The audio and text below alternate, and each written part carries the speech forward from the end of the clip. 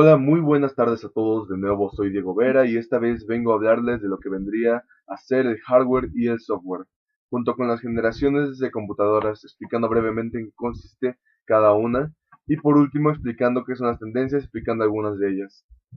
Para empezar, el hardware son todos los dispositivos y componentes físicos que realizan las tareas de entrada y salida. También se conoce al hardware como la parte dura física del computador. La mayoría de las computadoras están organizadas de la siguiente forma: por los dispositivos de entrada, o sea, el teclado, los lectores de tarjetas, etcétera, y los de salida, como el monitor, las impresoras, plotters, etcétera, y permiten la comunicación entre el computador y el usuario. Ahora, el software es un ingrediente indispensable para el funcionamiento del computador. Está formado por una serie de instrucciones y datos que permiten aprovechar todos los recursos que el computador tiene, de manera que pueda resolver gran cantidad de problemas. Un computador en sí es solo un conglomerado de componentes electrónicos. El software le da vida al computador, haciendo que los componentes funcionen de forma ordenada. El software es un conjunto de instrucciones detalladas que controlan la operación de un sistema computacional. Algunas funciones son administrar los recursos computacionales, proporcionar las herramientas para estos recursos y actuar como intermediario entre el usuario y la información almacenada. Primero que nada, hay 5 generaciones de computadoras, la primera abarcando de 1946 a 1954.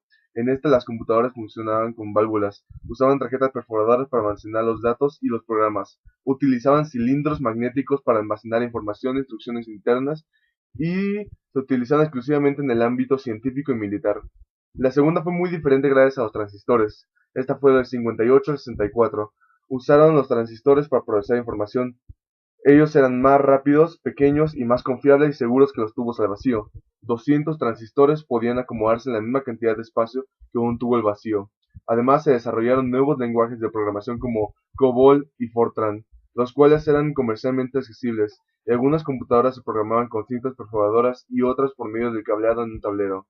En la tercera, que pasó del 64 al 71, se comienza a utilizar los circuitos integrados, lo cual permitió abaratar costos al tiempo que aumentaban la capacidad de procesamiento y reducía el tamaño de las máquinas. La tercera generación de computadoras emergió con el desarrollo de circuitos integrados, en las que se colocan miles de componentes electrónicos en una integración en miniatura. La cuarta fue aún más importante en moldear las computadoras como son hoy. Abarcó del 71 al 83. Fue la fase caracterizada por la integración sobre los componentes electrónicos, lo que propició la aparición del microprocesador, es decir, un único circuito integrado en el que se reúnen los elementos básicos de la máquina. Se desarrolló el chip.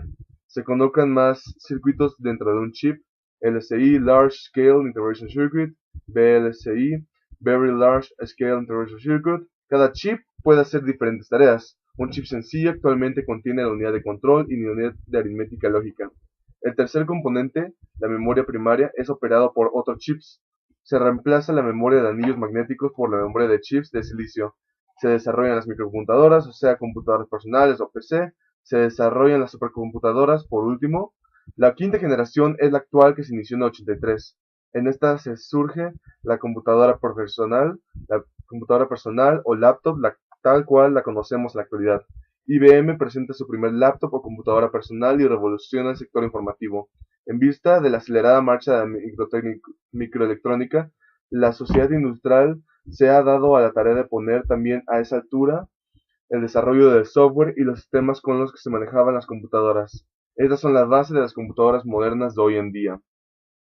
Las tendencias tecnológicas son predicciones del nivel de utilización de alguna tecnología donde, en base a los niveles de consumo, aplicación, factibilidad y utilización de estos, es de acuerdo a una época y lugar y lo primordial de una necesidad. Está la nanotecnología, que se dedica al diseño y manipulación de la materia a nivel de átomos o moléculas; la robótica, que es la técnica que se utiliza en el diseño y la construcción de robots y aparatos que realizan operaciones o trabajos; la inteligencia artificial, que son los programas de computadoras diseñados para realizar determinadas operaciones que se consideran propias del ser humano; y las computadoras cuánticas. La computación cuántica es un paradigma que se basa en el uso de qubits en lugar de bits, y da lugar a nuevas puertas lógicas que se hacen posibles nuevos algoritmos. Pero hay muchas más tendencias que estas. Gracias a todos nuevamente, sigo Diego Vera, espero lo hayan disfrutado.